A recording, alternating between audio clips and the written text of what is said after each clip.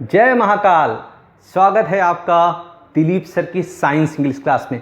बच्चों, last turn पे जो हमने chapter number 8 NCERT standard 10th 10वीं कक्षा का एनसीईआरटी का साइंस का चैप्टर नंबर 8 शुरू किया था, जिसका पार्ट 1 हमने पढ़ लिया था।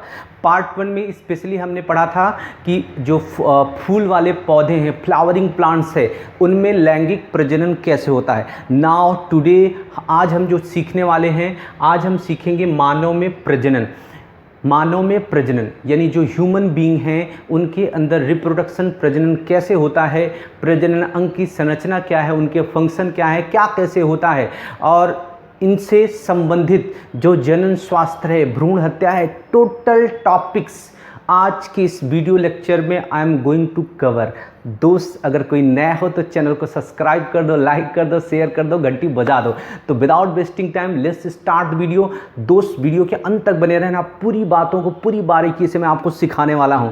और आज अगर आपने इस वीडियो को अंत तक देख लिया, जो भी topics I am going to cover now, एक भी टॉपिक में there will be no doubt, आपको कोई भी संदेह नहीं होगा।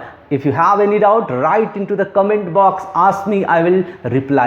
Yes dear student, come to the point. देखो, आज का जो टॉपिक है बच्चों, मानव में प्रजनन, रिप्रोडक्शन इन ह्यूमन। अगर हम मानवों की बात करें, जनन हम लोगों ने लास्ट टर्न पे पढ़ लिया था। रीकैप करते हुए बात को आगे बढ़ाते हैं। लास्ट टर्न पे हमने क्या पढ़ा कि कोई भी सजीव जन्म लेता है, जन्म लेने के बाद पोषण प्राप्त करता है, वृद्धि विकास करता है, और वृद्धि विकास करने के बाद उसमें आती है प्रजनन की क्षमता। और जब उसमें प्रजनन की क्षमता आती है तो वो क्या करता है, प्रजनन करता है। हमने क्या पढ़ा, कोई भी सजीव, अगर हम मनुष्य की ही बात करें तो कोई भी मनुष्य या सजीव किसी की बात कर लें, जन्म लेता है, वृद्धि विकास करता है पोषण प्राप्त करके, फिर वो क्या करता है, उसमें प्रजनन की क्षमता आती है, और प्रजनन की जब क्षमता आ जाती है तब वो क्या करता है, प्रजनन करता है।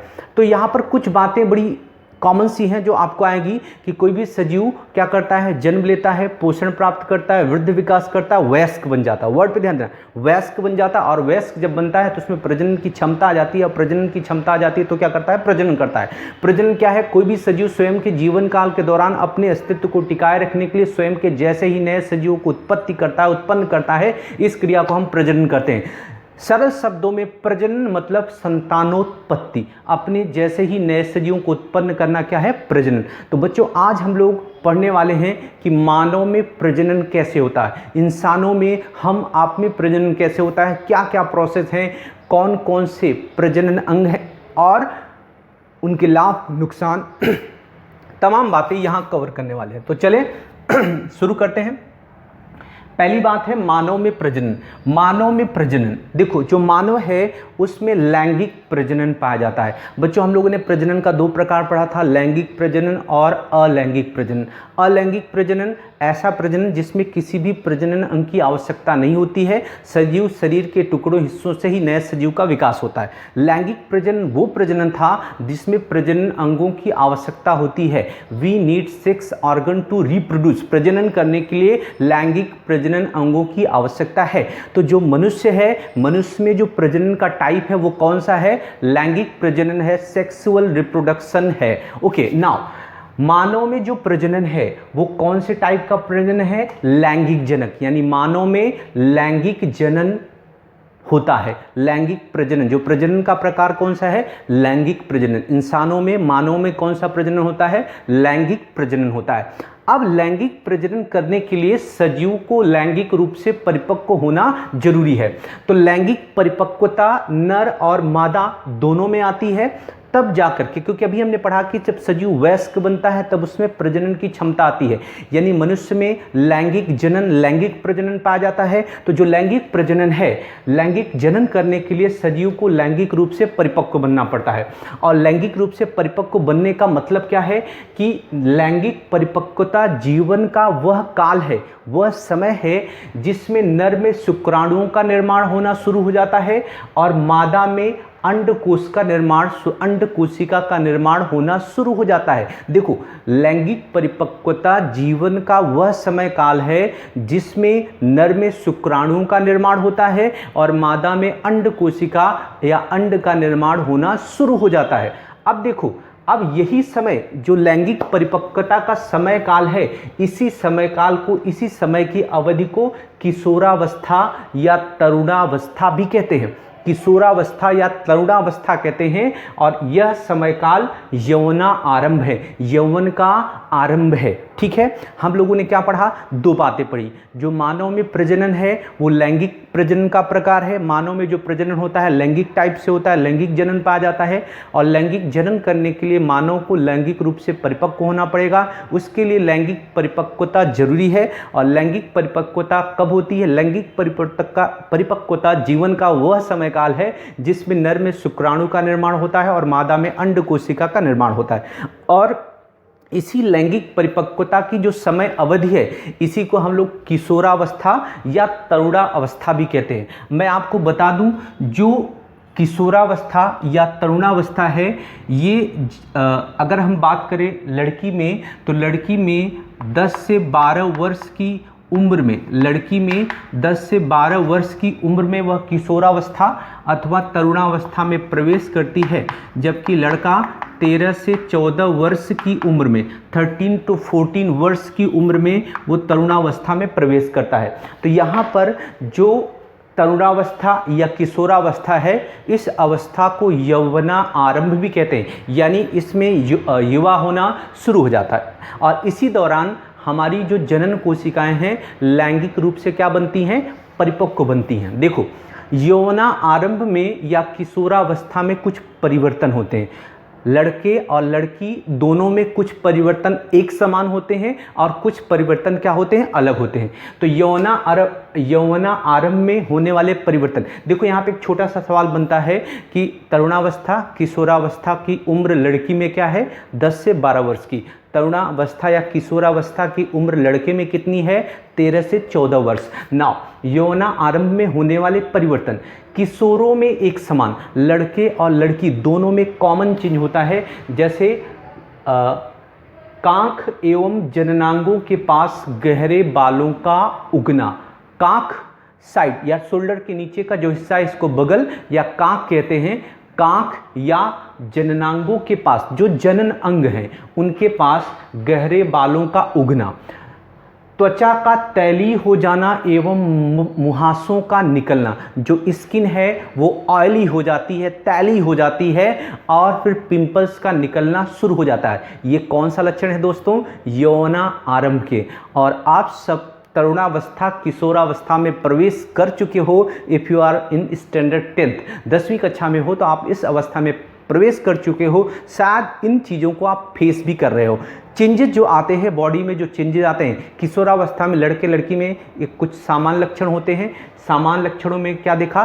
कांख और जननांगों के पास गहरे बालों का उगना, त्वचा का ऑयली टैली हो जाना और पिंपल्स मुहासों का निकलना।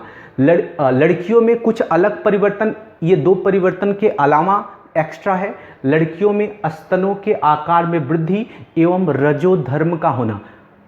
लड़कियों में स्तनों के आकार में वृद्धि और रजोधर्म का होना। रजोधर्म को ऋतुस्राव, ऋतुचक्र या मेंस्ट्रुअल साइकिल, या टीवी में आप एड्स भी देखते हो तमाम पीरियड्स, ठीक है ना। ये क्या होता है? ये चेंज आता है। लड़कियों में स्तनों के आकार में वृद्धि एवं रजोधर्म का होना, यानी पीरियड्स का शुरू हो जाना, मेंस्ट्रुअल साइकिल का शुरू हो जाना, ये क्या है? लक्षण है। लड़कों में कुछ एक्स्ट्रा जो चेंज आता है, चेहरे पर दाढ़ी मूछ का निकलना और आवाज़ का फटना। चेहरे पे, फेस के ऊपर दाढ़ी मूछ का निकलना शुरू हो जाता है। लड़कियों में नहीं निकलता है दाढ़ी मूछ, क्योंकि ये चेंज सिर्फ किस में होता है? लड़कों में होता है। तो चेहरे के ऊपर दाढ़ी मूछ का निकलना और आवाज़ का फटना। आवाज़ का फटना मतलब यानी आवाज़ का थोड़ा सा मोटा होना शुरू हो जाना। लेकिन लड़कियों में जस्ट अपोजिट होता है, उनकी वॉइस क्या होती है? पतली हो जाती है। और त्वचा जो कैसी हो जाती है? स्किन चिकनी हो जाती है। अब ये दोनों परिवर्तन, लड़कियों में स्तनों के आकार में वृद्धि, रजोधर्म का शुरुआत होना, लड़कों में चेहरे पर दाढ़ी मूछ, आवाज़ का फटना, ये परिवर्तन संकेत देते हैं कि लैंगिक परिपक्वता का शुरुआत हो चुका है। यानी ये परिवर्तन क्या संदेश देते हैं, ये लैंगिक परिपक्वता का संकेत देते हैं। तो बच्चों हमने दो बातें पढ़ी कि मानव में जो प्रजनन है वो लैंगिक टाइप का है और उसके लिए लैंगिक रूप से परिपक्व होना जरूरी है। लैंगिक परिपक्वता जीवन का वह समय काल है जिसमें नर में शुक्रकोशों का निर्माण होता है और मादा में अंड कोशिका का निर्माण होता है। और फिर हमने देखा कि ये अवस्था को ही हम किशोरावस्था, यौवना आरंभ भी कहते हैं। किशोरावस्था लड़कियों में 10 से 12 वर्ष की उम्र में, तरुणावस्था लड़कों में 13 से 14 वर्ष की उम्र में आती है। और इस उम्र के दौरान इसी को हम लोग क्या कहते हैं, किशोरावस्था। इसमें कुछ परिवर्तन आते हैं, कुछ परिवर्तन लड़के लड़कियों में दोनों में कॉमन है, जैसे बगल में या कांख में और जनांगों के आसपास गहरे बालों का आना, ये लड़के लड़की दोनों में समान है। और लड़कियों में कुछ स्पेशल चेंज होते हैं, जैसे स्तनों के आकार में वृद्धि होना, रजोधर्म मिस्ट्रुअल साइकिल पीरियड्स का शुरू होना, और लड़कों में चेहरे पर दाढ़ी मूंछ का आना, आवाज़ का फट जाना। और ये परिवर्तन क्या इशारा करते हैं कि लैंगिक रूप से ये जो ह्यूमन है वो क्या हो रहा है, परिपक्व हो रहा है। चले अब हम बात करने वाले हैं नर के जनन तंत्र। नर के जनन तंत्र, you can see the diagram on the board. आप चित्र देख पा रहे हो, यहां पर हम नर के जनन तंत्र के बारे में पढ़ना है। देखो यहां पर आप देख पा रहे हो, ये है यूरिनरी ब्लैडर, मूत्राशय। अगर आपने किडनी वाला जो चैप्टर है यानी उत्सर्जन वाला चैप्टर है उसमें आपने पढ़ा होगा तो आपको ध्यान में होगा कि किडनी से जो लंबी सक्रिय नली निकलती है उसे मूत्रवाहिनी नलिका कहते हैं। और मूत्रवाहिनी नलिका एक पेशीनुमा थैलीनुमा रचना में खुलती है और इसी को हम यूरिनरी ब्लैडर या मूत्राशय कहते हैं। और जब मूत्राशय मूत्र से भर जाता है तो मांसपेशियों के लैबल संकुचन से मूत्र द्वारा शरीर के द्वारा यूरिन को क्या कर दिया जाता है, निकाल दिया जाता है। यहां पर हमको समझना है, वो ध्यान से समझो बच्चों। ये क्या है, मूत्राशय। अब यहां पर आप देखो, मूत्राशय में से बच्चों एक नली निकली है। ये नली ये इस तरह से ये कहाँ पे आ रही है, इधर पे आ रही है। और यहाँ पर देखना, यहाँ पर एक आप ऑरेंज कलर की एक ग्लैंड देख रहे होगे। ये बच्चों कौन सा हिस्सा है, मूत्राशय है, यूरिनरी ब्लैडर है। मूत्राशय से एक नली निकलती है। ये ऑब्वियसली कौन सी नली है, मूत्र नली ही है। और ये मूत्र नली यहाँ पर एक और नली के साथ जुड़ जाती है और इसके आजू बाजू यहाँ पर देखो एक संरचना बनी है और इस संरचना को हम लोग बोलते हैं प्रोस्टेट ग्लैंड, प्रोस्टेट ग्रंथि। और यहाँ पर एक नली और जो निकली है, यहाँ पर एक और ग्रंथि है जिसका क्या नाम है, शुक्राशय। अच्छा अब यहाँ पर देखो, यहाँ पर एक संरचना है जिसको क्या कह रहे हैं, वृषण। वृषण कहाँ पे पाए जाते हैं, वृषण कोश में। और वृषण में से एक लंबी नकली वाहिनी निकली है जिसको क्या कह रहे हैं, शुक्रवाहिनी कह रहे हैं। और ये शुक्रवाहिनी क्या कर रही है, यहाँ पर शुक्राशय और शुक्राशय से मूत्र मार्ग में या मूत्रवाहिनी नली में क्या होती है, मिल जाती है। और मूत्रवाहिनी नली शिश्न मूत्र मार्ग द्वारा शरीर से क्या खुलता है, बाहर। अगर हम सरल शब्दों में बात कहें, मनुष्य के प्रजनन तंत्र में नर के जनन तंत्र की बात करें तो नर के मुख्य जनन अंगों के रूप में एक जोड़ी वृषण होते हैं। कितना जोड़ी होते हैं बच्चों, एक जोड़ी वृषण होते हैं। वृषण या टेस्टिस उदर गुहा के बाहर दो पैरों के बीच में वृषण थैली नामक रचना में लगे होते हैं। वृषण थैली में एक जोड़ी होते हैं वृषण।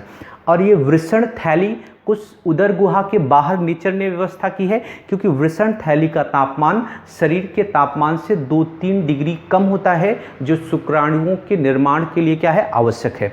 अधिक तापमान पर शुक्राणु क्या हो जाते हैं, नष्ट हो जाते हैं। इसलिए नेचर ने क्या व्यवस्था की है कि जो वृषण थैली है उदर गुहा के बाहर, पेट के बाहर दो पैरों के बीच में है।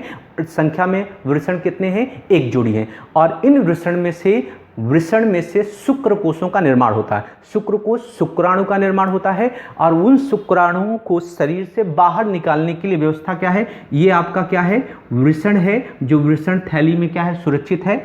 और वृषण में से एक लंबी नली निकली है जो आकर के इस मूत्र मार्ग में जुड़ जाती है। और इस नली को बच्चों हम लोग क्या बोल रहे हैं, शुक्रवाहिनी। वाई भी शुक्रवाहिनी, क्योंकि शुक्र कोशों को वहन करने वाली जो नली है, इस नली को हम लोग क्या बोल रहे हैं, शुक्रवाहिनी। ये शुक्रवाहिनी नली इस रचना में मिलती है। यहाँ पर क्या है, प्रोस्टेट ग्लैंड है, प्रोस्टेट ग्रंथि है।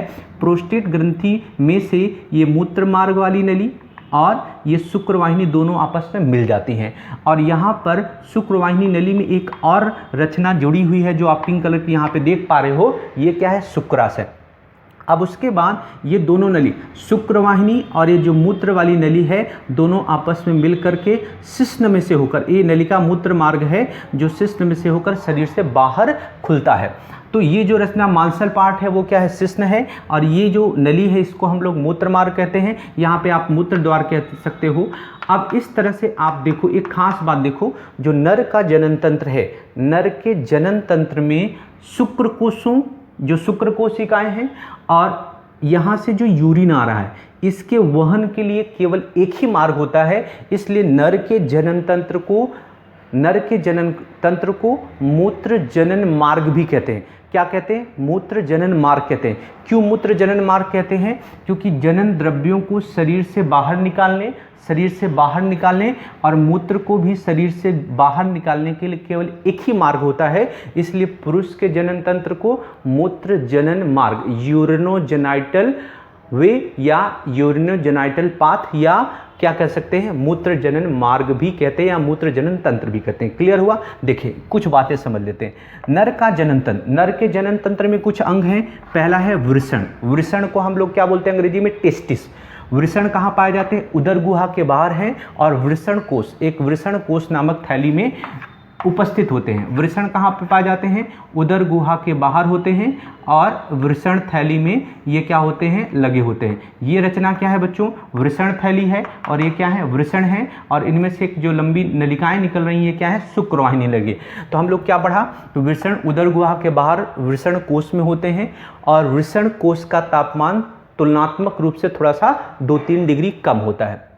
वृषण के अंदर क्या होता है? वृषण के अंदर, इसके अंदर किसका निर्माण होता है? शुक्राणुओं का निर्माण होता है। और वृषण ग्रंथि, ये जो वृषण ग्रंथि है वो टेस्टोस्टेरॉन अंतःस्राव हार्मोन का भी निर्माण करती है।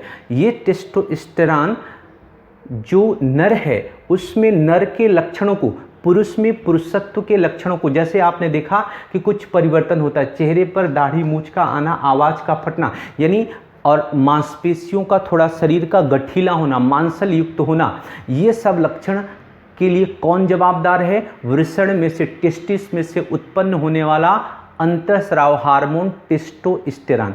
Is it clear? समझ में आ गया बात? तो वृषण ग्रंथि में से टेस्टोस्टेरॉन अंतःस्राव निकलता है, और टेस्टोस्टेरॉन अंतःस्राव का 2 काम है। एक तो शुक्राणुओं के उत्पादन को नियंत्रण करता है, दूसरा यौना अवस्था के परिवर्तन में भी क्या करता है? मदद करता है। जो चेंज आते हैं इसकी वजह से आते हैं।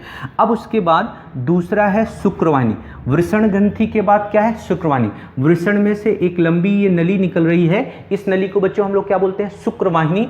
और ये शुक्रवाहिनी है, ये शुक्राणुओं को वृषण से शिश्न तक पहुंचाती है। यानी जो यहाँ पर वृषण में शुक्राणु स्पर्म उत्पन्न होते हैं, शुक्राणु उत्पन्न होते हैं, उन शुक्राणुओं को शुक्रवाहिनी नली कहाँ से? वृषण में से मूत्र मार्ग द्वारा, शिश्न द्वारा शरीर से क्या होती है? बाहर पहुंचाती है। यानी शुक्रवाहिनी शुक्राणुओं को वृषण से शिश्न तक क्या करती है? पहुंचाती है। फिर दूसरा है मूत्र मार्ग। आप ये देख पा रहे हो, यहाँ से ये जो नली है, इसी नली को क्या कह रहे हैं? मूत्र मार्ग। मूत्र एवं वीर्य दोनों को बाहर जाने का मार्ग है, और बाहरी आवरण के साथ इसे शिश्न कहते हैं। मैंने आपको पहले ही बता दिया कि पुरुष में, नर में, मनुष्य के प्रजनन तंत्र में जनन द्रव्यों और मूत्र को त्याग करने का, बाहर निकालने का एक ही मार्ग है, इसलिए इसे हम मूत्र जनन मार्ग भी कहते हैं। यानी इसी मार्ग से जनन द्रव्य और मूत्र दोनों को विसर्जित किया जाता है। और ये जो मूत्र मार्ग है, बाहर से जो इसका मांसल हिस्सा है, मूत्र एवं वीर्य दोनों को बाहर जाने का एक ही मार्ग है, और बाहरी आवरण के साथ, यानी जो ये मूत्र मार्ग है इसके ऊपर ये जो बाहरी आवरण है, इस रचना को हम लोग क्या बोलते हैं? शिश्न। ठीक है ना? क्या बोलते हैं? शिश्न या पेनिस। अब यहाँ जो शिश्न है और शिश्न में से क्या गुजरता है? मूत्र मार्ग गुजरता है। अब यहाँ पर दूसरी जो है कि आवरण के साथ ही होता है। अब संबंधित ग्रंथियाँ, यानी यहाँ मनुष्य के जनन तंत्र में इन अंगों के साथ साथ कुछ संबंधित ग्रंथियाँ भी हैं। जैसे आप यहाँ पर देख रहे हो प्रोस्टेट ग्रंथि, और ये यहाँ पर आप क्या देख रहे हो? शुक्राशय। अब यहाँ पे समझो, शुक्राशय और प्रोस्टेट, शुक्राशय और प्रोस्टेट के अपने स्राव, शुक्राशय और प्रोस्टेट ग्रंथियाँ क्या करती हैं? इनमें भी कुछ तरल पदार्थ निकलता है, स्राव निकलता है, उन स्रावों को वो शुक्रवाहिनी में क्या कर देती हैं, इस नली में शुक्रवाहिनी में क्या करती हैं, डाल देती हैं। और ऐसा करने से क्या होता है, इससे शुक्राणु तरल माध्यम में आ जाते हैं। इनकी वजह से जो शुक्राणु हुए तरल माध्यम में आ जाते हैं, क्योंकि ये स्राव इनके तरल होते हैं और तरल माध्यम में आ जाते हैं, और यह माध्यम शुक्राणुओं को पोषण प्रदान करता है तथा शुक्राणुओं का स्थानांतरण में भी सहायता करता है। यानी ये शुक्राशय और ये जो प्रोस्टेट ग्रंथि है, ये दोनों ग्रंथियां अपने स्राव को इस शुक्रवाहिनी नली में डाल देती हैं, और ये शुक्रवाहिनी नली में जो ये अपने स्राव डालती हैं, ये शुक्रकोशों के वहन के लिए तरल माध्यम प्रदान करता है, शुक्रकोशों को क्या करता है, पोषण भी देता है और उनके स्थानांतरण में भी सहायता करता है। शुक्राणु तथा ग्रंथियों का स्राव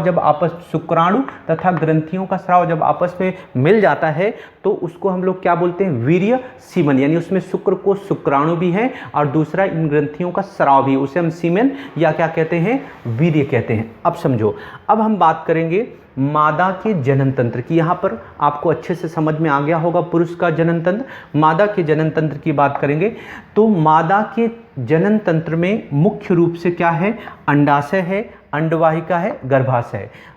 मादा के मुख्य जनन तंत्र अंग के रूप में, अब यहाँ पर हम फिर से बात करते हैं। हमने नर का जनन तंत्र पढ़ा, अब हम क्या पढ़ेंगे, मादा का जनन। जो मादा का जनन तंत्र है, मादा के जनन तंत्र में एक जोड़ी अंडाशय होते हैं।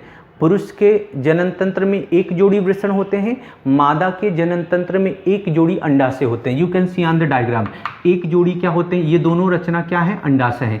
एक जोड़ी अंडाशय होते हैं और अंडाशय उदर गुहा के अंदर होते हैं, पेट के अंदर होते हैं। पुरुष में वृषण थैली में शरीर के बाहर होते हैं, उदर के बाहर होते हैं, लेकिन मादा के जनन तंत्र में एक जोड़ी अंडाशय होते हैं और ये अंडाशय उदर गुहा के अंदर होते हैं। अंडाशय के बाद जो दूसरे अंग हैं खास, अंडवाहिका और गर्भाशय। देखो यहाँ पर एक त्रिकोण आकार की नली आप देख रहे हो, त्रिकोण यानी शंकु आकार की मांसल रचना है, थैलीनुमा रचना है, शंकु आकार की मांसल थैलीनुमा रचना है। इस रचना को क्या बोलते हैं, गर्भाशय, यूटेरस।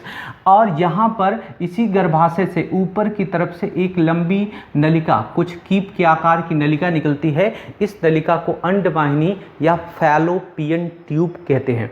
नाउ यानी जो स्त्री का प्रजनन है, स्त्री के प्रजनन तंत्र में मुख्य रूप से एक जोड़ी अंडाशय है जो उदर गुहा में पाए जाते हैं, और फैलोपियन ट्यूब या अंडवाहिनी नलिका, गर्भाशय, ग्रीवा और योनि का समावेश होता है। स्त्री के प्रजनन तंत्र में कौन कौन से अंग आ रहे हैं, एक जोड़ी अंडाशय, गर्भाशय, अंडवाहिनी नली, गर्भाशय। यानी यहाँ पे जो अंडवाहिनी नली है यहीं पर उल्टी होकर के, यानी यहाँ पर उलट होकर के शंकु आकार की थैलीनुमा रचना में बदल जाती है, जिसको हम लोग क्या बोलते हैं, गर्भाशय। तो स्त्री के प्रजनन तंत्र में एक जोड़ी अंडाशय, ओवरी, और फिर फैलोपियन ट्यूब, अंडवाहिका या अंडवाहिनी नली फैलोपियन ट्यूब होती है। फैलोपियन ट्यूब यहाँ पर शंकु आकार की थैलीनुमा मांसल रचना में बदल जाती है, जिसको गर्भाशय, यूट्रस कहते हैं। गर्भाशय, ग्रीवा, और ग्रीवा किस में खुलता है, योनि मार्ग में। ये स्त्री के प्रजनन तंत्र के मुख्य अंग हैं। अब एक एक के बारे में बात करते हैं। जो मादा का जनन तंत्र है उसमें अंडाशय कितने होते हैं, एक जोड़ी होते हैं, और अंडाशय में से किसका सर्जन होता है, अंड कोशिका का सर्जन होता है। अंडाशय में से कौन सी कोशिका बनती है, अंड कोशिका, या अंडाणु का क्या होता है, निर्माण होता है। अंड कोशिका या अंडाणु का क्या होता है, निर्माण होता है। अब यहाँ पर आप समझो, अंडाशय अंड कोशिका का निर्माण करता है। अब यहाँ पर अंडाशय किसका निर्माण करता है, अंड कोशिका। जब भी किसी लड़की का जन्म होता है तो जन्म के समय ही उसके अंडाशय में हजारों अपरिपक्व अंडाणु होते, कितने, हजारों अपरिपक्व अंडपुट्टिकाएं होती हैं। और जैसे जब लड़की तरुणावस्था या किशोरावस्था में प्रवेश करती है तो ये अंडपुट्टिकाएं क्या होती हैं, परिपक्व बनती हैं, और हर मास, प्रति मास, दर मास एकांतर क्रम में किसी एक अंडाशय में से एक अंडपुट्टिका सक्रिय बनकर, परिपक्व बनकर एक अंडे का क्या करती है, सर्जन करती। क्या कहा कि मादा के जनन तंत्र में एक जोड़ी अंडाशय, फैलोपियन ट्यूब, अंडवाहिनी नलिका, गर्भाशय, ग्रीवा, योनि और योनि मार्ग का समावेश होता है। अब यहाँ पर हमने कहा कि जो अंडाशय है, अंडाशय एक जोड़ी होते हैं, उदर गुहा में होते हैं। अंडाशय में से किसका सर्जन होता है? अंडकोश या अंडाणु का क्या होता है? सर्जन होता है। जब लड़की का जन्म होता है तो उसी समय उसके अंडाशय में हजारों अपरिपक्व अंडाणु या अंडपुट्टिकाएँ होती हैं। और जब लड़की तरुणावस्था में 13 से 14 वर्ष की उम्र में पहुंचती है, तरुणावस्था में प्रवेश करती है, किशोरावस्था में प्रवेश करती है, तो किसी भी एक अंडाशय में से प्रतिमास एकांतर क्रम में प्रत्येक अंडाशय में से एकांतर क्रम में एक अंडपुट्टिका परिपक्व बनती है और फिर एक अंडकोश का क्या करती है? सर्जन करती है। और वो अंडकोश का जो सर्जन करती है, उस अंडकोशिका को यहाँ पर जो उंगली जैसा उभार है, इसको हम लोग फिम्बरी भी बोलते हैं। ये उंगली जैसे उभार जो है, यहाँ से उत्पन्न हुई अंडकोशिका को क्या किया जाता है? पकड़ लिया जाता है। और ये अंडकोशिका फैलोपियन ट्यूब में आगे की तरफ क्या करती है? वहन करती है और आगे की तरफ वहन करके गर्भाशय की ओर पहुंचती है। अब यहाँ पर दूसरी बात समझ लें, अंडवाहिका अंडकोशिका को गर्भाशय तक स्थानांतरण करती है। ये जो अंडवाहिका नली है, फैलोपियन ट्यूब है, यहाँ पे जो अंडकोश उत्पन्न होगा, उस अंडकोश को कहाँ पे ले जाने का? गर्भाशय तक स्थानांतरण करने का काम करती है, गर्भाशय तक ले जाती है। अंडवाहिका अंडकोशिका को गर्भाशय तक स्थानांतरण करती है और अंडकोशिका एवं शुक्राणु का निषेचन यहीं पर होता है। यानी जो फैलोपियन ट्यूब है, अंडवाहिनी नली है, अब यहाँ पर जो अंडकोशिका है, अगर इस मार्ग से शुक्रकोश, कौन सी कोशिकाएं? शुक्रकोश। बच्चों शुक्रकोश कौन सी कोशिकाएं हैं? शुक्रकोश नर जनन कोशिका है। कौन सी कोशिकाएं हैं बच्चों? नर जनन कोशिका है। कौन सी कोशिका है? शुक्रकोश नर जनन कोशिका। और मादा जनन कोशिका कौन सा है? अंडकोशिका। अब यहाँ पर फैलोपियन ट्यूब के अंदर अगर शुक्रकोश पहुँच जाता है, थोड़ा सा इसको मैं बड़ा करता हूँ जिससे आपको समझ में आए।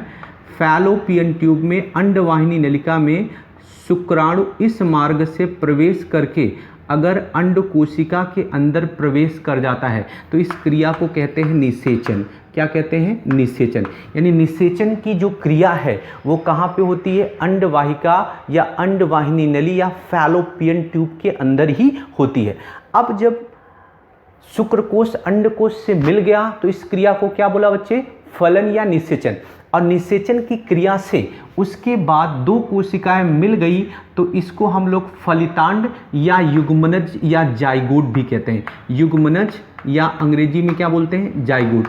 ये युग्मनज जाइगोट फलितांड लुढ़कता हुआ फैलोपियन ट्यूब से गर्भाशय की दीवार में आके क्या होता है? चिपक जाता है। गर्भाशय की दीवार में क्या होता है? चिपक जाता है। और गर्भाशय की दीवार खुद को पहले से ही गर्भ स्थापन के लिए रेडी रहती है। वो मांसल रुधिर उत्तकों युक्त बन जाती है, स्पंजी बन जाती है, जिससे अगर निषेचन की क्रिया हुई, निषेचन की क्रिया सरल शब्दों में आप समझ लो, शुक्र कोशिका का अंड कोशिका से मिलना, इसी को हम लोग क्या बोलते हैं? निषेचन। निषेचन का स्थान क्या है?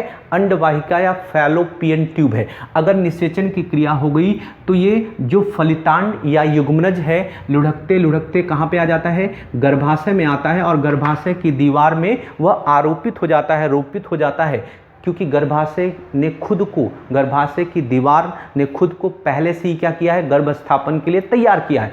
गर्भ स्थापन के लिए तैयार मतलब मोटी स्पंजी रुधिर केशिकाओं युक्त उत्तकों युक्त ये दीवार बनी होती है। ये गर्भ को पोषण देने के लिए खुद को क्या रखती है? तैयार। और गर्भ का यानी ये जो युग्मनज है या फलितांड है, जो भी कहो, फलितांड का यहाँ पर गर्भाशय की दीवार में रुक जाना, ठहर जाना, आरोपित हो जाने को ही हम लोग क्या बोलते हैं? गर्भ स्थापन।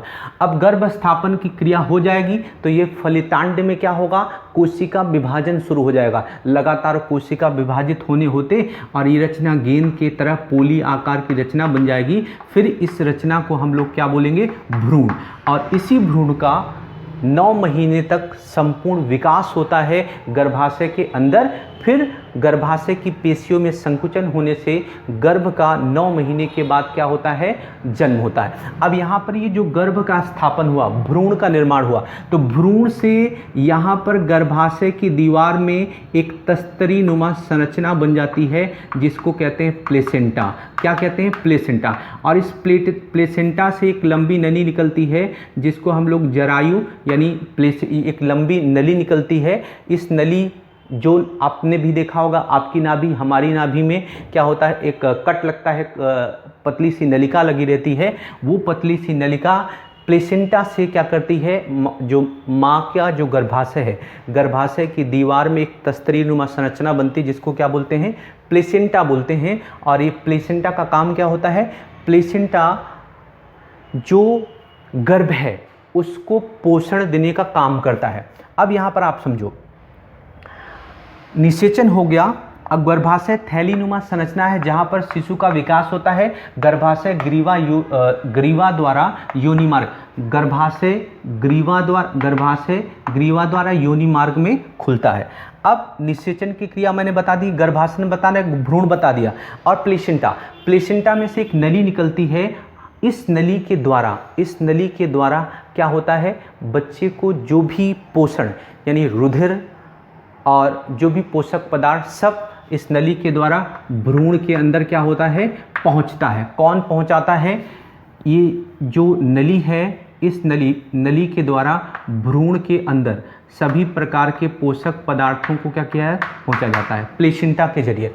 अब ये प्लेसेंटा, अब देखो जो गर्भ है उसको जो भी पोषक पदार्थ हैं और उसके शरीर में जो विषाक्त विषैले उत्सर्गी पदार्थ होते हैं, कार्बन डाइऑक्साइड वगैरह तमाम चीज़ें जो भी हैं, इसी प्लेसेंटा के माध्यम से माँ के शरीर में आती हैं। यानी वह उत्सर्ग द्रव्यों का भी निष्कासन कहाँ पे करता है, माँ के शरीर में ही, यानी उसकी कोशिका। यहाँ पर जब फीटस में गर्भाशय में होता है गर्भ या भ्रूण, तब उस समय उसके अंदर श्वसन की क्रिया नहीं शुरू रहती है, केवल उसका हार्ट बीट चालू रहता है। रुधिर भी उसके शरीर में कहाँ से सप्लाई होता है, इस जरायु प्लेसेंटा के माध्यम से, अम्बिलिकल कार्ड के माध्यम से किसको प्राप्त होता है, बच्चों को प्राप्त हो। सारा पोषण माँ से बच्चे के शरीर में इसी गर्भनाल के द्वारा, जरायु प्लेसेंटा से गर्भनाल के द्वारा क्या होता है, उसके शरीर में प्रवेश करता है। और बच्चे के शरीर में जो भी उत्सर्ग द्रव्य तैयार होते हैं, urea, uric acid, ammonia, whatever जो भी हैं, वो सब कहाँ से, ब्लड के थ्रू माँ के शरीर में आते हैं और माँ के शरीर से फिल्टर होकर उसके शरीर से बाहर निकलते हैं। समझ पा रहे हो बात को। और उसके बाद फिर हम यहाँ पर अगर गर्भ का विकास हो गया 9 महीने तक, फिर उसके बाद उस शिशु का क्या होता है, जन्म होता है। अब यहाँ पे बात आई कि यहाँ पर जो अंडाशय है, अंडाशय में से 2 अंतःस्राव का भी निर्माण होता है। जैसे हम लोगों ने टेस्टिस में से, वृषण में से टेस्टोस्टेरोन समझा, वैसे ही इन अंडाशयों में से एस्ट्रोजन और प्रोजेस्टेरॉन अंतःस्राव का निर्माण होता है। एस्ट्रोजन और प्रोजेस्टेरॉन। अब एस्ट्रोजन और प्रोजेस्टेरॉन का काम क्या है, वही लड़की में लैंगिक परिपक्वता के लक्षणों को वो क्या करते हैं, प्रेरित करते हैं। और एस्ट्रोजन और प्रोजेस्टेरॉन का भी काम क्या होता है, स्तन, जब शिशु का जन्म होता है गर्भकाल के दौरान, स्तन ग्रंथियों में दूध के स्राव को, दूध के निर्माण को प्रेरित करना, और जन्म के समय भी वो मदद करता है मांसपेशियों में, हड्डियों में लचीलेपन लाने के लिए। ओके ना, अब हम बात करते हैं कि अब यहाँ पर हमने क्या समझा। एक और बात अभी हम लोग समझने वाले हैं। यहाँ पर हमने स्त्री के प्रजनन तंत्र और प्रजनन की क्रिया में निषेचन वगैरह सब समझ लिया। अब यहाँ पर एक और बात आती है कि यहाँ पर मैंने आपको बताया कि जो अंडाशय में से अंड कोशिका या अंडाणु का सर्जन होता है वो फिम्बरी द्वारा, क्या बोलते हैं, अंडवाहिनी निवाप के द्वारा पकड़ लिया जाता है और उसे फिर अंडवाहिनी नलिका में से होते हैं गर्भाशय की तरफ, आगे की तरफ बढ़ाया जाता है।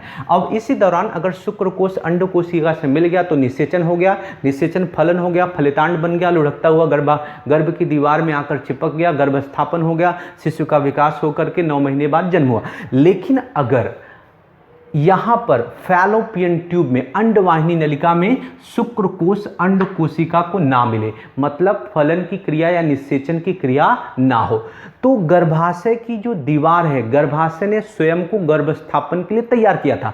अब जब ऐसा होगा कि यहाँ पर निषेचन की क्रिया नहीं होगी, यानी अंड कोशिका से शुक्र कोशिका नहीं मिलेगी, तो ये अब जो गर्भाशय की दीवार थी इसने स्वयं को किस लिए तैयार किया था? गर्भ स्थापन के लिए, तब कोई काम ही नहीं है। अतः जो गर्भाशय की उत्तकों युक्त स्पंजी रुधिर केशिकाओं युक्त दीवार होती है वो टूटती है और इस तरह से योनि मार्ग से रक्त स्राव होता है। क्या होता है? रक्त स्राव होता है और म्यूकस युक्त रक्तस्राव होता है, जिसके साथ ये मृत अंडा भी क्या होता है? शरीर से बाहर निकल जाता है। और इसी क्रिया को स्त्री में, लड़कियों में रजोधर्म, ऋतुस्राव, ऋतुचक्र, मेंस्ट्रुअल साइकिल या पीरियड्स कॉमन भाषा में जानते हैं। समझ पा रहे हो बात? यानी यहाँ पर जो अंडा है, अंड कोशिका, अंडाशय में से अंड कोशिका का सर्जन हो रहा है। ये अंड कोशिका क्या होगी? अंडवाहिनी नलिका में आगे की तरफ बहन करेगी। अगर यहाँ शुक्रकोश मिलता तो निषेचन हो जाता, तो गर्भस्थापन होता, लेकिन यहाँ पर अंड कोशिका से शुक्र कोशिका नहीं मिली, मतलब निषेचन की क्रिया नहीं हुई। अब निषेचन की क्रिया नहीं हुई तो गर्भाशय ने स्वयं को गर्भस्थापन के लिए तैयार किया था।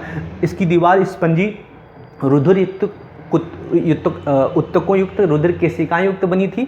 अब यहाँ पर अगर गर्भस्थापन नहीं होगा तो गर्भाशय की दीवार ने स्वयं को किस लिए तैयार किया था? गर्भस्थापन के लिए तैयार किया था। अब गर्भस्थापन नहीं होगा तो क्या होगा? गर्भाशय की जो स्पंजी दीवार है, रुधिर केशिकाएं युक्त दीवार है, वो क्या होती है? टूटती है और साथ में मृत अंडा रुधिर उत्तकों युक्त दीवार छिन्न भिन्न होती है, तो रक्तस्राव होता है। योनि मार्ग से रक्तस्राव होता है जिसमें मृत अंडा भी शरीर से बाहर निकल आता है और इस क्रिया को कहते हैं ऋतुस्राव, ऋतुचक्र या रजोधर्म, मेंस्ट्रुअल साइकिल या पीरियड्स। अब यहाँ पर एक और खास बात, ये जो ऋतुस्राव, ऋतुचक्र की क्रिया होती है स्त्री में जीवन पर्यंत नहीं चलती है। 45 से 50 की उम्र में, जब स्त्री 45 से 50 की उम्र में पहुंचती है, 45 to 50 अमूमन एक रेंज बताई गई है, जब स्त्री 45 से 50 वर्ष की उम्र में पहुंचती है तो ऋतुस्राव, रजोदर्शन, मेंस्ट्रुअल साइकिल, पीरियड्स का आना क्या होता है? बंद हो जाता है। तो जब बंद हो जाता है इस क्रिया को मेनोपोज, क्या? मेनोपोज या रजो निवृत्ति कहते हैं। क्या कहते हैं? रजो निवृत्ति। यानी यहाँ पर ऋतुस्राव क्या होता है? बंद हो जाता है। अब जब ऋतुस्राव बंद हो जाता है उस क्रिया को हम लोग क्या बोलते हैं? रजो निवृत्ति, रजो निवृत्त या मेनोपोज। यानी अब ऋतुस्राव, ऋतुचक्र का होना क्या होगा? बंद हो जाएगा। मैंने आपको बताया था कि हर महीने प्रति मास एकांतर क्रम में किसी एक अंडाशय में से, अगर मान लो ये महीना अप्रैल का है तो अप्रैल महीने में ये अंडाशय में से एक अंडकोश का सर्जन होगा, तो मई महीने में इसमें से नहीं बल्कि इस अंडाशय में से एक अंडकोश का सर्जन होगा। वो अंडकोश कहाँ पे आएगा? फैलोपियन ट्यूब में आया होगा। अगर निषेचन हुआ, शुक्रकोश अंडकोश इस मार्ग से होकर शुक्रकोश यहाँ अंडकोश में पहुंचा, फलन की क्रिया हुई तो गर्भस्थापन होगा और 9 महीने तक गर्भ का संपूर्ण विकास होकर के भ्रूण का जन्म हो जाएगा। लेकिन और उस दौरान ऋतुस्राव क्या रहे? 9 महीने तक बंद रहेगा। लेकिन अगर यहाँ से फैलोपियन ट्यूब में से जो अंड कोशिका अंडाशय में सर्जित होकर यहाँ आगे की ओर बहन की, यहाँ पर शुक्रकोश नहीं मिला, निषेचन की क्रिया नहीं हुआ, तो ये अंडा क्या होगा? मृत हो जाएगा। और जो गर्भाशय की दीवार ने स्वयं को गर्भस्थापन के लिए तैयार किया था, रुधिर युक्त उत्तकों युक्त रुधिर केशिकाओं तक स्पंजी बनी थी, वो टूट जाएगी, रक्तस्राव होगा म्यूकस युक्त, साथ से मृत अंडा भी शरीर से बाहर निकल जाएगा। यही क्या है? ऋतुचक्र है। और ये ऋतुचक्र 45 से 50 की उम्र में पहुंचते पहुंचते बंद हो जाता है और इस समय काल को इसको क्या बोलते हैं? मेनोपोज या रजोनिवृत्ति कहते हैं। अब रजोनिवृत्ति या मेनोपोज की क्रिया हो जाने के बाद स्त्री में प्रजनन की क्षमता खत्म हो जाती है, अब वो प्रजनन नहीं कर सकती। लेकिन पुरुष में ये जो शुक्र कोशों का निर्माण है बच्चों, शुक्र कोशों का निर्माण जीवन पर्यंत चलता रहता है। पूरे जीवन भी वृषण में से शुक्र कोशों का निर्माण होता रहता है। अब कुछ और खास बात करते हैं, जनन स्वास्थ्य की बात करते हैं। स्त्री या पुरुष का जनन स्वास्थ्य, स्त्री के जनन स्वास्थ्य की बात करते हैं, यानी स्त्री का उसके प्रजनन अंगों से संबंधित शारीरिक, मानसिक एवं व्यवहारिक रूप से स्वस्थ होना। अगर स्त्री शारीरिक, मानसिक और व्यवहारिक रूप से क्या है, स्वस्थ है, तो मतलब उसका जनन स्वास्थ्य, जनन अंग का जो स्वास्थ्य है वो सही है। अब यहाँ पर कुछ चीज़ें होती हैं, सेक्सुअली ट्रांसमिटेड डिजीज, क्योंकि जो लैंगिक प्रजनन है वो प्रजनन अंगों की मदद से हो रहा है, पुरुष का प्रजनन तंत्र और स्त्री के प्रजनन तंत्र के बीच में हो रहा है, तो जो लैंगिक अंग हैं, लैंगिक अंग आपस में मिलते हैं, जिस क्रिया को आप मैथुन की क्रिया कहते हैं। अब यहाँ पर क्या होता है, लैंगिक अंगों से कुछ बीमारियाँ एक मनुष्य से दूसरे मनुष्य में, पुरुष से स्त्री में, स्त्री से पुरुष में क्या होती है, ट्रांसफर होती हैं, स्थानांतरित होती हैं। ऐसी बीमारियों को हम लोग क्या बोलते हैं, STDs, sexually transmitted disease, sexually transmitted disease, यानी लैंगिक स्थानांतरण वाली बीमारियां। दो तरह की बीमारियां हैं, एक जीवाणु से होने वाली और एक वायरस से, बैक्टीरिया से होने वाली और वायरस विषाणु से होने वाली। जीवाणु से होने वाली बीमारी में जो सेक्सुअली ट्रांसमिटेड डिजीज है वो है गोनोरिया और सिफिलिस। गोनोरिया नाइजेरिया गोनोरी नामक बैक्टीरिया के द्वारा होने वाली बीमारी है। सिफिलिस की जो बीमारी है वो भी जीवाणु के द्वारा होती है, वायरस विषाणु के द्वारा मस्सा, रैट्स और HIV AIDS. HIV AIDS human immuno virus AIDS के बारे में सबको पता है, HIV वायरस की वजह से होता है, तो वायरस वाला बीमारी है। ये दोनों बीमारी यानी गोनोरिया, सिफिलिस और मस्सा और एड्स क्या है बच्चे, सेक्सुअली ट्रांसमिटेड डिजीज हैं, यानी लैंगिक अंगों से एक पुरुष से स्त्री में और स्त्री से पुरुष में स्थानांतरित होने वाली बीमारी हैं। ठीक है, अब कुछ और ख़ास बातें यहाँ पर, जब अगर ये जो सेक्सुअली ट्रांसमिटेड डिजीज हैं, लैंगिक अंगों से एक जीव से, एक पुरुष से दूसरी स्त्री, स्त्री से पुरुष में फैलने वाली बीमारी है, इनको रोकने के लिए अगर लैंगिक अंगों के ऊपर पर्दा या कंडोम का उपयोग किया जाए तो इन बीमारियों से क्या होता है, रक्षा हो सकती है ना।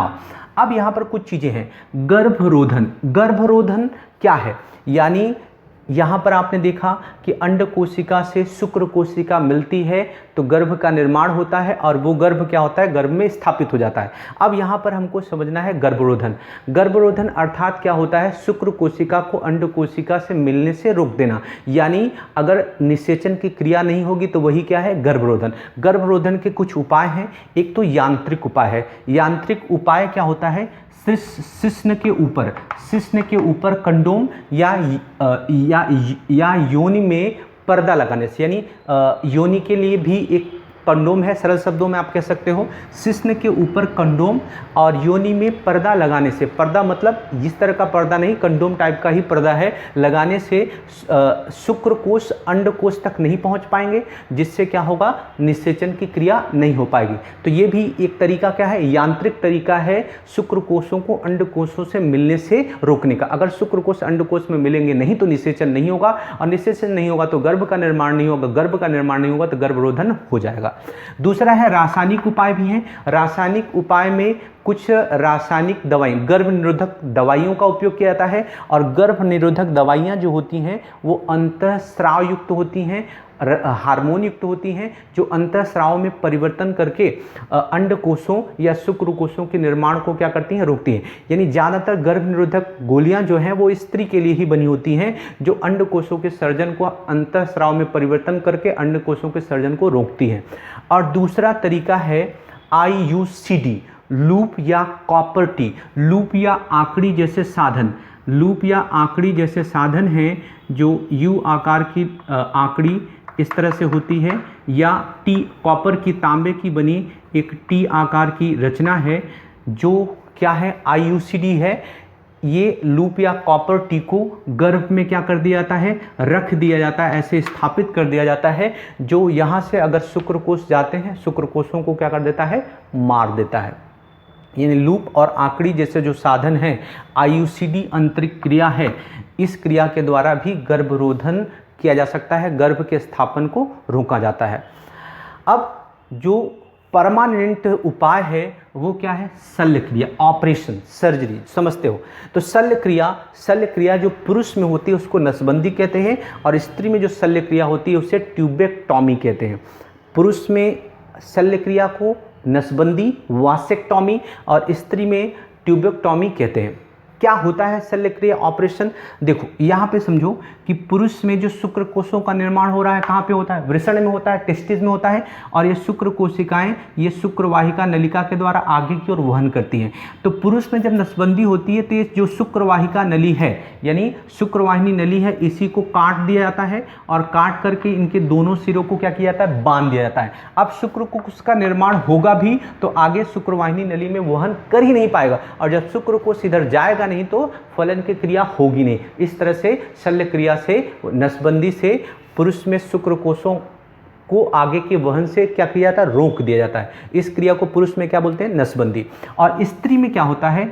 स्त्री में भी क्या होता है कि अंडकोशों का सर्जन कहाँ पे हो रहा है? अंडाशय में। और अंडाशय में से अंडकोश कहाँ पे? अंडवाहिनी नली में। और अंडवाहिनी नली से आगे की ओर वहन करते हैं, और अगर यही शुक्रकोश मिल गया तो फलन हो जाता है। अब इसमें क्या करते हैं कि यानी पुरुष में जो, स्त्री में जो ट्यूबेक्टॉमी है उसमें जो उसकी ट्यूब है, ट्यूब मतलब फैलोपियन ट्यूब, अंडवाहिनी नली है, इस अंडवाहिनी नली को दोनों सिरों के हिस्सों को थोड़ा सा काट के अलग कर दिया जाता है और इन सिरों को अच्छे से बांध दिया जाता है। इसलिए अगर अंडकोशों का सर्जन हो भी रहा है तो आगे फैलोपियन ट्यूब में वो वहन नहीं कर पाएंगे, और शुक्रकोश अगर आता भी है तो अंडकोशिका नहीं होगी तो फलन किसके साथ करेगा? यानी फलन की क्रिया रुक जाएगी, गर्भ स्थापन नहीं होगा। तो बच्चों ये तरीका था गर्भ स्थापन, गर्भ रोधन का।